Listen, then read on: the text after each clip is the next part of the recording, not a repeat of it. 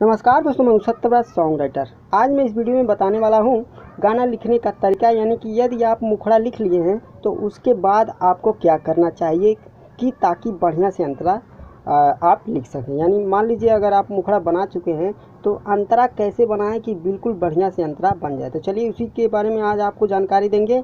उससे पहले यदि आप हमारे चैनल पर नए हैं तो चैनल को सब्सक्राइब करिए और बगल में बेल आइकन का घंटी उसे भी दबाइए हल करके, और ज़्यादा से ज़्यादा अपने दोस्तों में हमारे इस वीडियो को शेयर करिए और तुरंत इस वीडियो को लाइक कर दीजिए। तो चलिए दोस्तों वीडियो को स्टार्ट करते हैं और आपको बताते हैं कि यदि आप मुखड़ा लिख चुके हैं तो उसके बाद अंतरा आपको किस हिसाब से लिखना चाहिए। तो दोस्तों यदि आप एक गीतकार हैं और यदि आप मान लीजिए मुखड़ा लिख चुके हैं तो अंतरा आपको कैसे लिखना है।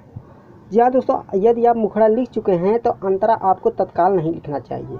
बहुत से ऐसे गीतकार होते हैं कि मुखड़ा लिखने के बाद तुरंत ही अंतरा भी लिखना चालू कर देते हैं, तो ऐसा नहीं करना चाहिए। मुखड़ा लिखने के बाद आपको आधा घंटा सोचना चाहिए। मुखड़ा मान लीजिए आप लिख चुके हैं तो उसके बारे में भरपूर सोच लीजिए कि मैं कैसे लिखूं अंतरा कि सबसे बढ़िया हो। मुखड़े के बारे में बढ़िया से सोच लीजिए, ये मुखड़ा कैसा है और मुझे अंतरा किस प्रकार से ले जाना है। तो कम से कम आधा घंटा सोचिए, ठीक है, कि कैसे मैं अंतरा लिखूं। और यदि आप तुरंत ही लिखना चालू कर देंगे मान लीजिए अंतरा मुखड़ा लिखने के बाद, तो वो परफेक्ट बढ़िया से नहीं लिखा जाएगा।